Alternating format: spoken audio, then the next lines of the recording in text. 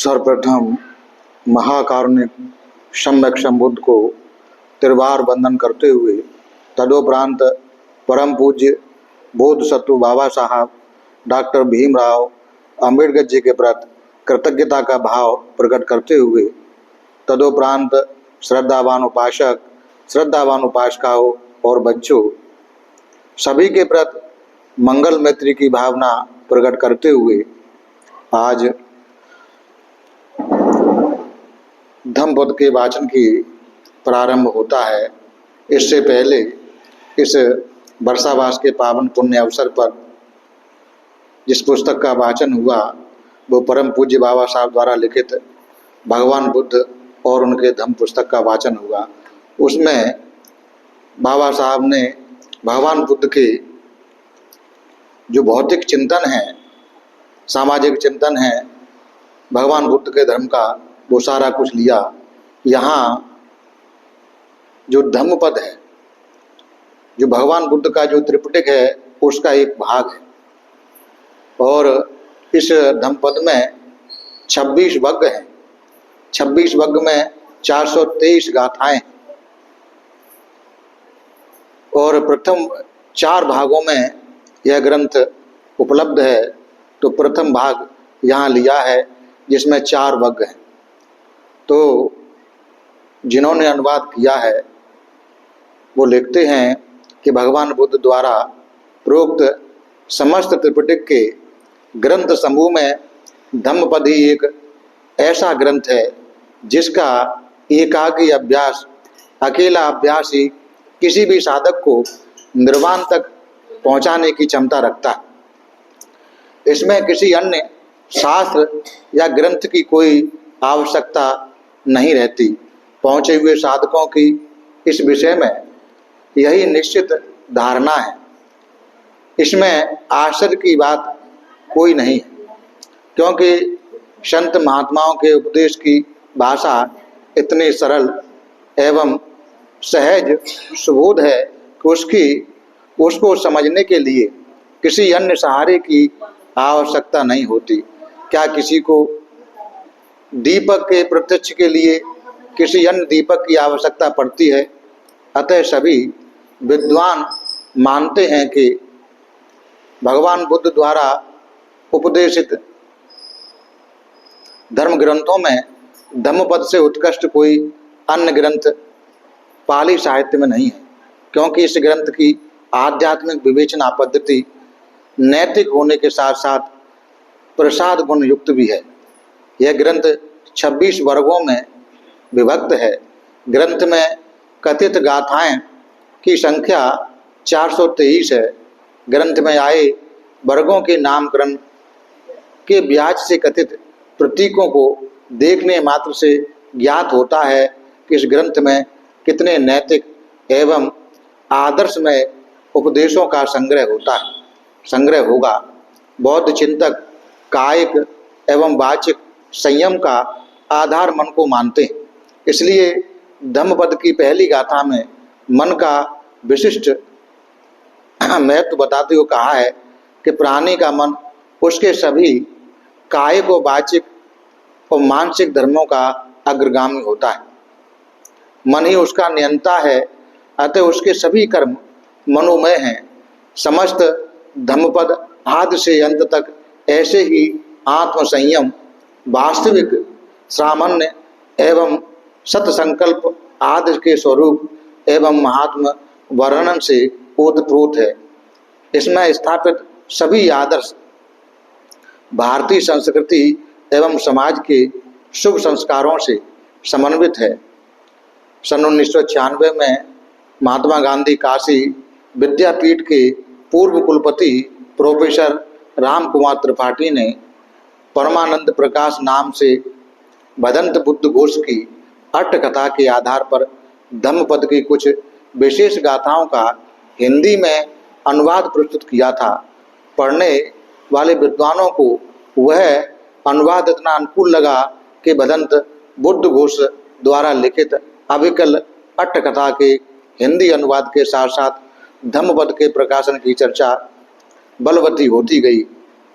तब उसके बाद इस विद्यापीठ की बौद्ध आकार ग्रंथमाला समिति ने यह विपुल कार्य ग्रंथ देवनागरी लिपि में प्रकाशित करने का भार अपने ऊपर लिया और इतने सीमित समय में यह असंभव सा कार्य प्रतीत हो रहा था, उसे अपना सात्विक लगन तथा अदम्य साहस से संभव कर दिखाया।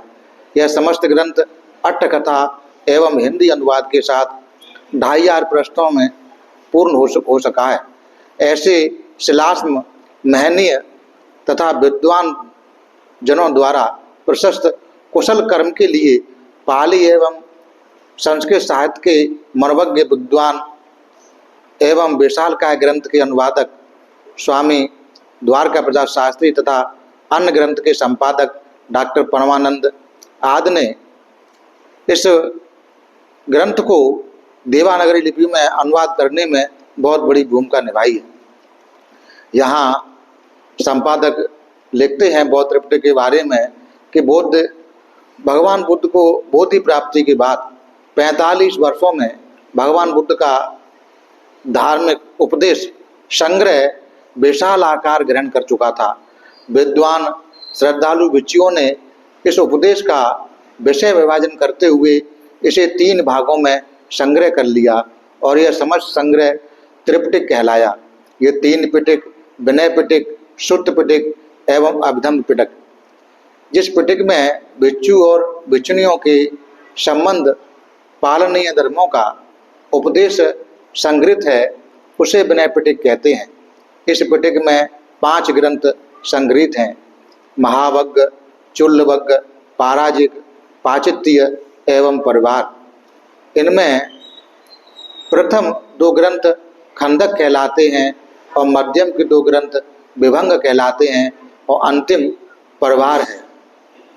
दूसरा सुत्त पिटक में 5 निकायों में विभक्त है, दीघ निकाय, मध्यम निकाय, संयुक्त निकाय, अगुंतर निकाय एवं खुद्दक निकाय। इन 5वें जो निकाय है खुद्दक निकाय, इसमें छोटे बड़े मिलाकर सब 15 ग्रंथ सम्मिलित हैं, जिनमें खुद्दक पाठ, धम्मपद, उदान, इतिवृत्तक, सुत्त निपात, विमान वत्थु, पेत वत्थु, थीर गाथा, थीरी गाथा, जातक, निर्देश, पट संविदा वग्ग, अपदान, बुद्ध वंश, चर्या पिटक। तीसरे अभिधम्म में 7 ग्रंथ सम्मिलित हैं, धम्म संगिनी, विभंग, धातु कथा, पुग्गल पंयति, कथावत्तु, यमक एवं पट्ठान। जहाँ तक हमें ज्ञात है धम्मपद बौद्ध साहित्य का सबसे अधिक लोकप्रिय ग्रंथ है। इस ग्रंथ का भारतवर्ष में 13वीं शताब्दी तक गीता से भी अधिक प्रचार था। बौद्ध देशों में तो आज भी यह ग्रंथ गीता से अधिक मान्यता एवं श्रद्धा का पात्र है। इसीलिए श्रीलंका देश में आज भी भिक्षुओं की उपसंपदा से पूर्व धम्मपद का पारायण याद करना, सुनाना प्रत्येक भिक्षु की आवश्यक कर्तव्य है। उसमें सम्मिलित है, बिना इसके सुनाए उसकी उपसंपदा नहीं हो सकती। धम्मपद का समग्रतया 433 गाथाएं हैं, जिनमें भगवान बुद्ध ने बुद्धत्व प्राप्ति के समय से प्रारंभ कर महापरिनिर्वाण पर्यंत तक समय समय पर अधिकारी जिज्ञासु को उपदेश देते हुए कहा था। कहने का तात्पर्य है इस ग्रंथ की प्रत्येक गाथा भगवान बुद्ध धर्म के सार तत्व से उत्प्रोत है, जिन गाथाओं को सुनकर आज तक विश्व के अगणित दुख संतप्त प्राणी इस भव प्रपंच से सरलता से मुक्त हो चुके हैं। धम्मपद की गाथाओं में शील, समाधि, प्रज्ञा एवं निर्वाण आदि का इतनी सुरुचिपूर्ण विधि से वर्णन हुआ है कि उन्हें पढ़ने वाला जिज्ञासु शीघ्र ही अनुपम अद्भुत संवेग, धर्मरस, शांति, ज्ञान एवं संसार के प्रति निर्वेद अनुभव करने लगता है और इसे पढ़ते पढ़ते उसके मुख से त्रिरत्न बुद्ध धम्म संघ के प्रति विवश है। यह श्रद्धा के उद्धार उदान निकल पड़ते हैं। उपासकंग भवंग धारेतु अज्जतगे पानुपेतं शरणं गतति। आज भी इस विषय परिस्थिति में तो इस ग्रंथ रत्न के प्रचार प्रसार की अत्यधिक आवश्यकता है। हमारी तो मान्यता है कि लोक में जितना इस ग्रंथ का प्रचार प्रसार होगा उतना ही अधिक और अधिक मानव समूह निरपेक्ष भाव से कल्याण की तरफ अग्रसर होगा। इस तरह प्रमाणित किया जा सकता है कि धम्मपद पाली साहित्य का एक अमूल्य ग्रंथ रत्न है। हम तो यह कहना चाहते हैं कि यह ग्रंथ आध्यात्मिक भारतीय वाङ्मय का शिरोमणि है। आध्यात्मिकता और नैतिकता के उद्बोधन में इस धम्मपद से प्रतिद्वंद्विता केवल कोई दूसरा ग्रंथ नहीं रख सकता है। 13वीं शताब्दी तक प्राय 2000 वर्ष के अंतकाल में यदि हिंदुओं के घर में गीता का स्वाध्याय अनिवार्य माना जाता रहा तो प्रत्येक बौद्ध जिज्ञासु को धम्मपद भी कंठस्थ था। इस सुदीर्घ काल में धम्मपद की एक ही गाथा का श्रवण मनन निधिशासन द्वारा कर अगणित जिज्ञासु साधक भव सागर से पार जाकर अमृत पद निर्वाण को प्राप्त कर गए हैं। फिर संपूर्ण धम्मपद के स्वाध्याय की बात ही क्या है। हमारी यह हार्दिक मान्यता है कि गीता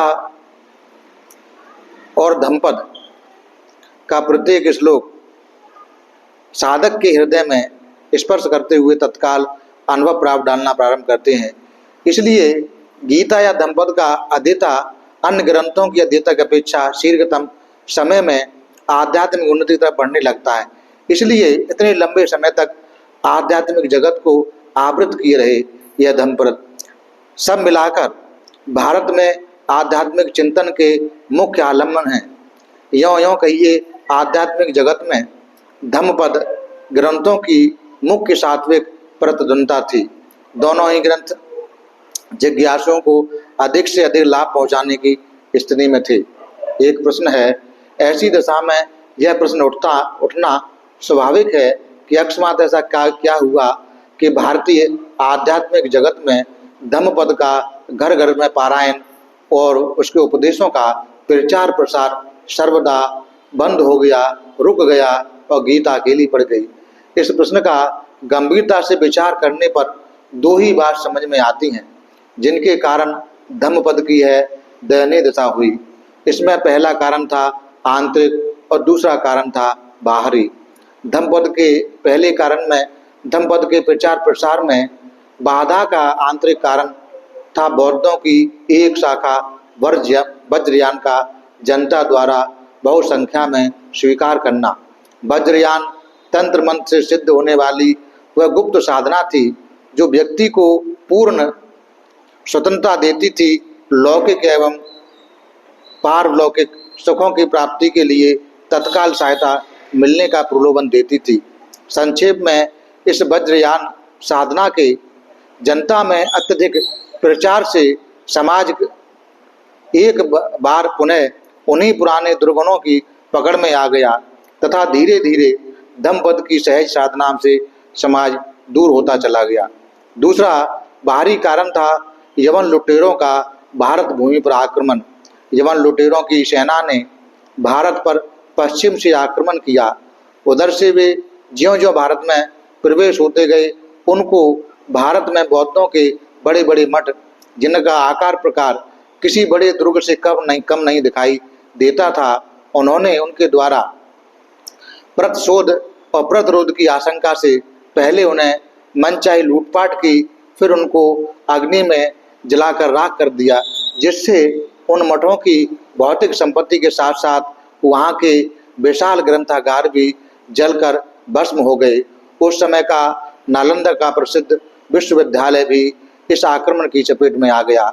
वह विश्वविद्यालय भीषण अग्निकांड से महीनों तक जलता रहा। यवनों के भय तथा जनता के उपेक्षा में क्रोध से उस विश्वविद्यालय के विनाश ने बौद्ध धर्म की नींव ही हिला डाली। इस घटना के कारण भारत से बौद्धों का सामूहिक रूप से पलायन प्रारंभ हुआ, जिसको जिधर शरण मिली वह खाली हाथ वहाँ जा छिपा। अधिक लोग हिमालय की तरफ भाग गए।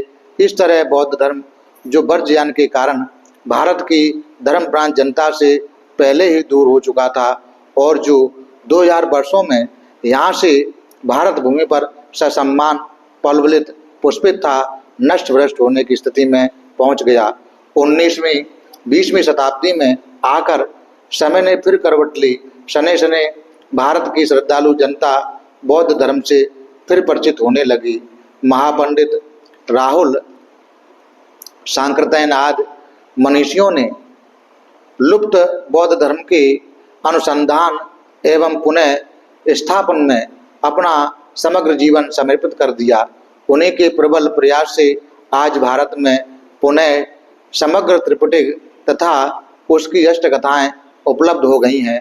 उन पर विश्वविद्यालयों के अनुसंधान संस्थानों के तथा उच्च प्रकाशन संस्थाओं के माध्यम से नए नए ग्रंथों का लेखन, प्राचीन ग्रंथों पर अनुसंधान तथा हिंदी, अंग्रेजी एवं प्रादेशिक भाषाओं में द्रुत गति से, तेज गति से अनुवाद आदि कार्य मनोयोग पूर्वक हो रहे हैं।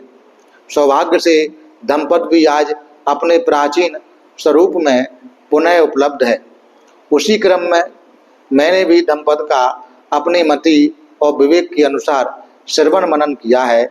इस विषय में मुझे इतना ही कहना है कि धम्मपद की वाचन पद्धति में उसकी गाथाओं से संबंध कथाओं का महत्वपूर्ण योग रहा है। अतः मेरा प्रत्येक जिज्ञासु से आग्रह है कि धम्मपद का वाचन उसकी प्रकरण कथाओं के साथ ही करना चाहिए, तभी इसका वास्तविक लाभ मिल सकेगा।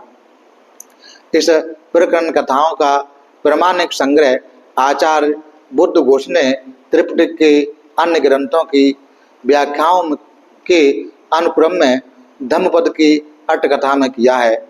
इस अट्टकथा के अध्ययन से जिज्ञासुओं के लिए त्रिपिटक की अनेक आचार्य मुष्टियाँ सरल एवं सुबोध हो जाएंगी, ऐसा हमारा विश्वास है। अतएव हमने बौद्ध आकार ग्रंथमाला प्रकाशन समिति के पवित्र संकल्प के परिप्रेक्ष्य में धम्मपद अट्टकथा का मूल पाली पाठ हिंदी अनुवाद के साथ अविकल रूप से 4 भागों में प्रकाशित करना आरंभ किया। सर्वप्रथम इसका यह प्रथम भाग पुष्पवर्तक विद्वानों के सम्मुख प्रस्तुत किया जा रहा है। आशा है विद्वानों को इससे संतोष होगा। विशेषतः इसलिए यह ग्रंथ देवनागरी लिपि में प्रथम बार प्रकाशित हो रहा है। इसकी बौद्ध साहित्य की भी अभिउन्नति होगी, यह अतिरिक्त लाभ माना जाएगा। इस तरह धम्मपद अट्टकथा का यह प्रथम भाग विद्वानों के समक्ष प्रस्तुत किया जा रहा है। आशा है उनके लिए यह ग्रहण करने योग्य होगा। इस ग्रंथ में प्रत्येक गाथा के अंत में उसकी संस्कृत छाया भी दी गई है, जो पाली भाषा से अनभिज्ञ संस्कृत के विद्वानों के लिए अत्यंत उपयोगी होगी, ऐसा मेरा विश्वास है। इस संस्कृत छाया के प्रकरण में हमें यही कहना है कि प्रत्येक भाषा की अपनी स्वतंत्र स्थिति होती है। उसका 100% अनुवाद वह भी छंदोबद्ध असंभव है, फिर भी आज तक के उपलब्ध धम्मपद के संस्कृत अनुवादों में यह संस्कृत अनुवाद छंद और संस्कृत व्याकरण की दृष्टि से अतीव परिष्कृत है, ऐसी हमारी मान्यता है। बौद्ध आकार ग्रंथों का अनुवाद राष्ट्रभाषा हिंदी में काशी विद्यापीठ के माध्यम से संपन्न हो, इसके लिए सर्वप्रथम उत्तर प्रदेश सरकार ने विद्यापीठ में बौद्ध आकार ग्रंथमाला निधि की स्थापना करके अपनी सहृदयता का जो परिचय दिया है, उसके लिए हम सरकार के प्रति अपनी कृतज्ञता प्रकट करते हैं। इस असंभव कार्य को संभव बनाने का अथक प्रयास शिक्षा शास्त्र के मनोज्ञ प्रोफेसर रामजन्म सिंह कुलपति महात्मा गांधी काशी विद्यापीठ ने किया। वे इस निधि के अध्यक्ष भी हैं। उनके प्रति कृतज्ञता ज्ञापित करना मैं अपने कर्तव्य की सार्थकता समझता हूँ। इस प्रसंग में तिब्बती उच्च शिक्षा संस्थान के निदेशक प्रोफेसर एस रिनपोचे के प्रति भी मैं आभारी हूँ, जिनके कुशल निर्देशन में यह कार्य पूर्ण होने जा रहा है। इसके साथ ही प्रोफेसर रामशंकर त्रिपाठी, पूर्व विभागाध्यक्ष संपूर्णानंद संस्कृत विश्वविद्यालय वाराणसी एवं डॉक्टर बांके लाल मिश्र, संस्कृत विभाग, काशी विद्यापीठ के प्रति आभार व्यक्त करना मैं अपना दायित्व समझता हूँ। उन्होंने समय समय पर अपने सुझाव देकर इस कार्य को पूर्ण कराने में योगदान दिया। इस ग्रंथ के प्रकाशन में महाबोधि सोसाइटी के महासचिव भिक्षु डॉक्टर टोटुम कोडरेवत के प्रोत्साहन एवं विद्युतापूर्ण सुझाव ने हमारे लिए मार्गदर्शन का कार्य किया। उनके प्रति हम कृतज्ञता ज्ञापित करते हैं। कर्मठता एवं नैतिकता की प्रतिमूर्ति एवं बौद्ध वाङ्मय के प्रति विद्वान पूज्य स्वामी द्वारका प्रसाद जी शास्त्री का मैं विशेष आभारी हूँ, जिन्होंने अब इतने विशाल ग्रंथ का प्रमाणिक हिंदी रूपांतर अपनी अनुपम प्रतिभा के बल पर इतने थोड़े समय में कर दिया। इस महानीय कार्य के लिए स्वामी जी मेरे ही नहीं समस्त बौद्ध विद्वान जनों की भी सर्वदा धन्यवाद के पात्र रहेंगे। प्रस्तुत ग्रंथ की पांडुलिपि को सजाने संवारने एवं टंकित करने का कार्य मेरे सहयोगी डॉक्टर श्री कुमार सिन्हा ने किया। उनके प्रति आभार प्रकट करते हुए मैं हर्षित हो रहा हूँ। इस कार्य की पूर्णता के लिए काशी विद्यापीठ परिवार का मैं विशेष ऋणी हूँ, जिसकी सब प्रेरणा से मैं लाभान्वित हुआ। अंत में उन समस्त बौद्ध विद्वानों एवं लेखकों के प्रति नतमस्तक हूँ, जिनके प्रत्यक्ष एवं अप्रत्यक्ष सहयोग से यह कार्य पूर्ण किया गया। मैं अपने मित्र का डॉक्टर विपुल शंकर पंडिता के प्रति आभार प्रकट करता हूँ, जिनके अथक प्रयास से यह कार्य पूर्ण हो सका। पुस्तक के सुंदर, स्पष्ट एवं शुद्ध मुद्रण में उनके रत्ना प्रिंटिंग वर्क्स ने कर्मचारियों का सहयोग भी सराहनीय है। उनके सहयोग से यह पुस्तक इस भव्य रूप में पाठकों के सम्मुख प्रस्तुत है।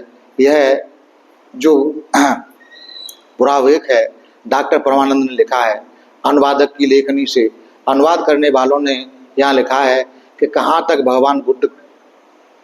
भगवान बुद्ध की धीरोदात्त देशनाओं के ओतप्रोत जगत प्रसिद्ध धम्मपद ग्रंथ एवं आचार्य बुद्ध घोष द्वारा लिखित इसकी गुरु गंभीर एवं व्याख्यानात्मक अष्टकथा और कहाँ में साधारण अक्षर संयोजक, अकिंचन एवं सर्वदा साधन विहीन अध्यापक।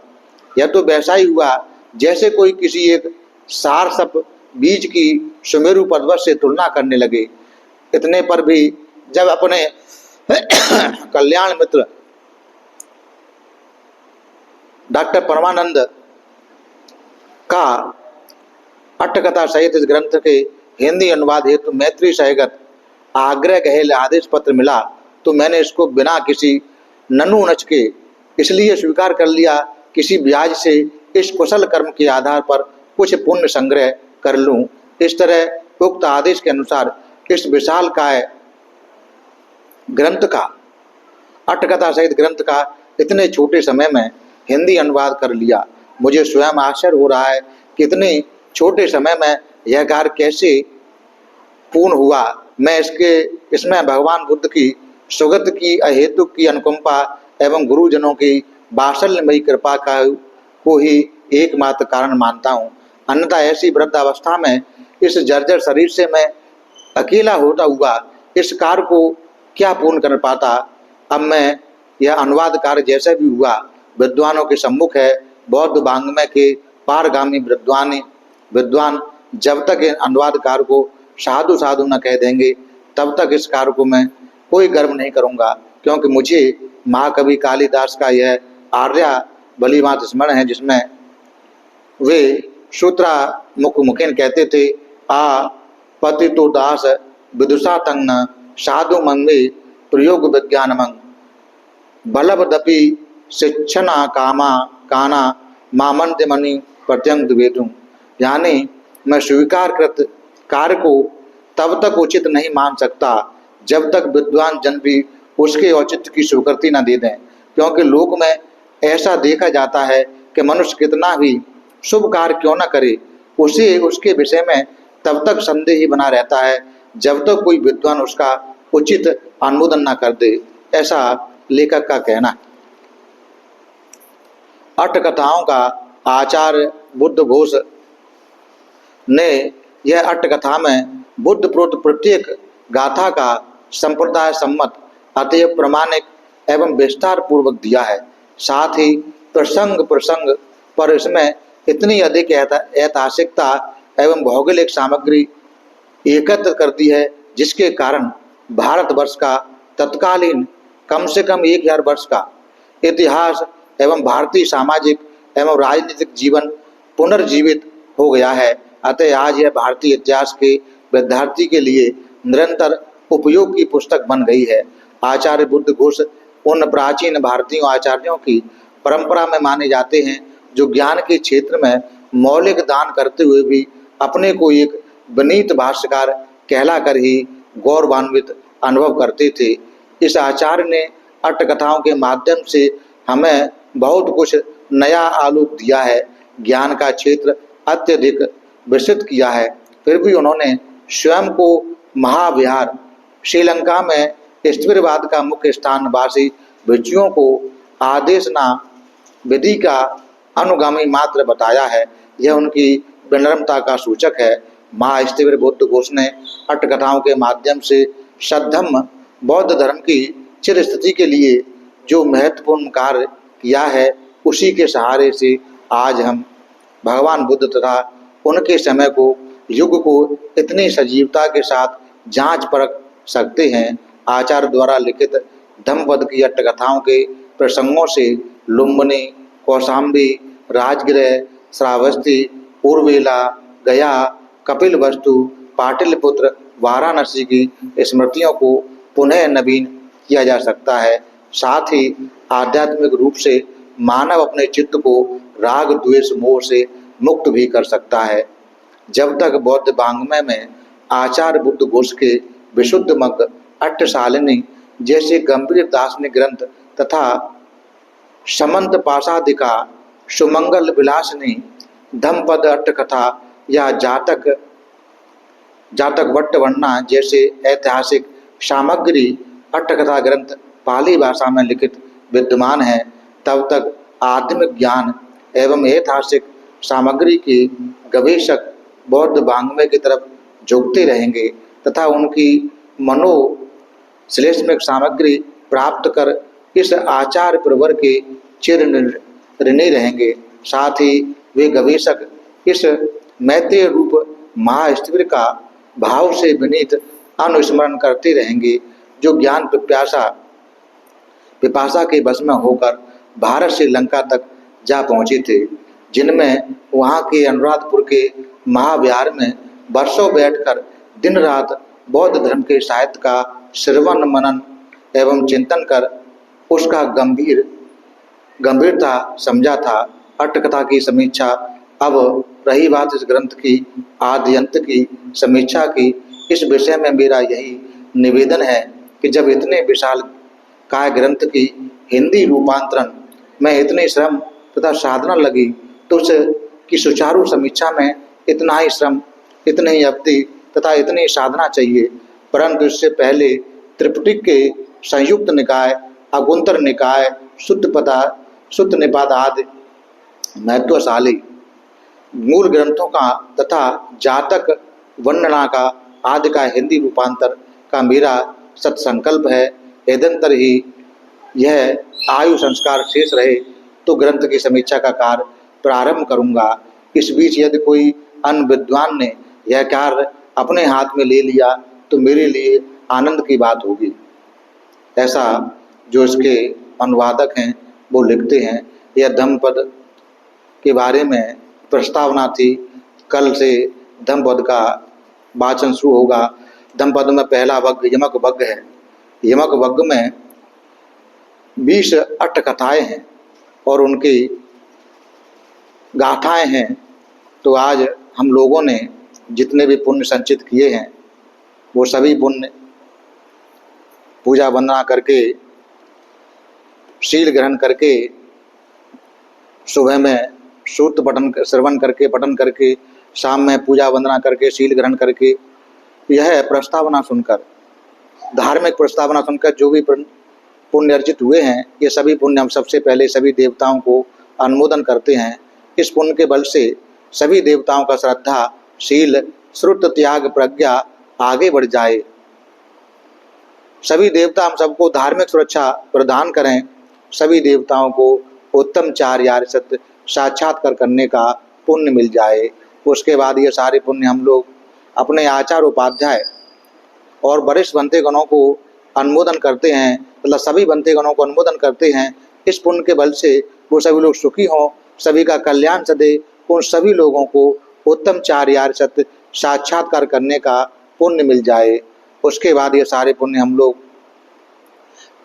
संसार के सारे प्राणियों को अनुमोदन करते हैं। संसार के सारे प्राणी सुखी हों, सभी का कल्याण सदे, संसार के सारे प्राणियों को सत्य धर्म का मार्ग मिले, सत्य धर्म के मार्ग पे चलकर कर्म फल से मुक्त होकर निर्वाण गति को प्राप्त हों, ऐसी कामना करते हैं। इसके बाद ये सारे पुण्य हम लोग यहाँ आए हुए सभी लोगों को अनुमोदन करते हैं। इस पुण्य के बल से इन सभी लोगों के सारे प्रकार की आपत्ति विपत्ति, सारे प्रकार की विघ्न बाधा दूर हो। इन सभी लोगों को उत्तम चार्यार्य सत्य साक्षात्कार करने का पुण्य मिल जाए। उसके बाद ये सारे पुण्य हम लोग श्रद्धावान उपासक, श्रद्धावान उपासकाओं को अनुमोदन करते हैं, जो हम लोगों को भोजन, चीवर, कुटिया, दवा तथा परिष्कार आदि से सेवा करते हैं। इस पुण्य के बल से उन सभी लोगों के सारे प्रकार की आपत्ति विपत्ति, सारे प्रकार की विघ्न बाधा दूर हो, धन संपत्ति की वृद्धि हो, उनके व्यापार धंधे आगे बढ़ें। तिरत्न के अनुभव से और किए हुए पुण्य के बल से उन सभी लोगों को उत्तम चार्यार्य सत्य साक्षात्कार करने का पुण्य मिल जाए। सबका भला हो, सबका मंगल हो, सबका कल्याण हो। भवतु सब मंगलं, भवतु सब मंगलं, भवतु सब मंगलं।